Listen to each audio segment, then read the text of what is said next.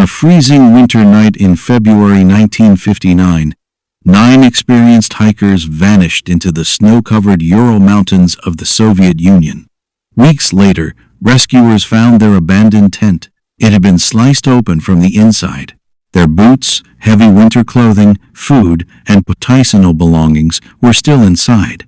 Yet the hikers had fled into temperatures below -30 degrees Celsius.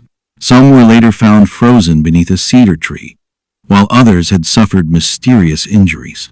More than 60 years later, the Dyatlov Pass Incident remains one of history's most chilling unsolved mysteries. The story began in late January 1959, when 10 young hikers from the Ural Polytechnic Institute set out on a challenging winter expedition across the northern Ural Mountains. Their leader, Igor Dyatlov, was a 2-3-year-old engineering student known for his discipline, leadership, and experience in winter survival. The expedition aimed to reach Mount Otorten, following one of the Soviet Union's most difficult hiking routes. Successfully completing the journey would earn the team the country's highest hiking certification. Every member of the expedition had previous experience in harsh winter conditions.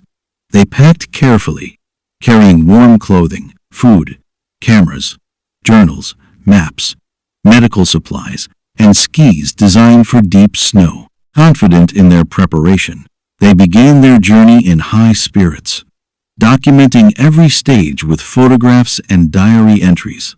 Before reaching the most dangerous section of the route, one member of the team, Yuri Yudin, developed severe joint pain and realized he could no longer continue.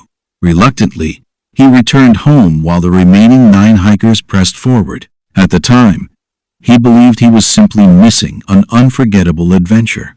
Instead, he unknowingly became the expedition's only survivor.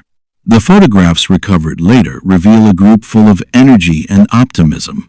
They laughed together, built camps, skied across frozen valleys, and posed for pictures despite the brutal weather.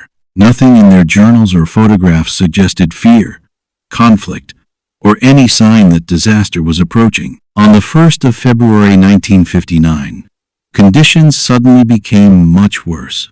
Powerful winds swept across the mountains, reducing visibility and making navigation extremely difficult. The group found themselves on the slopes of Kolatsyakhl, a mountain whose name in the Mansi language is often translated as Mountain of the Dead. Despite its haunting name, there is no evidence that the hikers believed the mountain itself was cursed. For them, it was simply another challenge on the route. Instead of descending into the nearby forest, where the trees could provide shelter from the wind, the group made a decision that investigators would later debate for decades. They pitched their tent high on the exposed mountainside. As darkness fell, temperatures continued to drop far below freezing. Inside the tent, the hikers settled in for what they expected would be another difficult but ordinary winter night. It would be their last. When the group failed to return on the expected date, friends and family initially assumed they had been delayed by severe weather. Winter expeditions often ran behind schedule, so no immediate alarm was raised. But as several more days passed without any message, concern quickly turned into fear. A large search operation was launched. Volunteers, experienced rescuers, police officers, military personnel, and aircraft searched the endless white wilderness, hoping to find any sign of the missing hikers. After days of searching, on the 26th of February 1959, rescuers finally spotted something on the snow-covered slope. It was the hikers' tent. What they discovered there would become one of the greatest mysteries in modern history. When rescuers reached the tent, they immediately realized that something was terribly wrong. The tent had not simply collapsed under the weight of snow. It had been cut open from the inside, as if the hikers had escaped in extreme haste rather than using the normal entrance.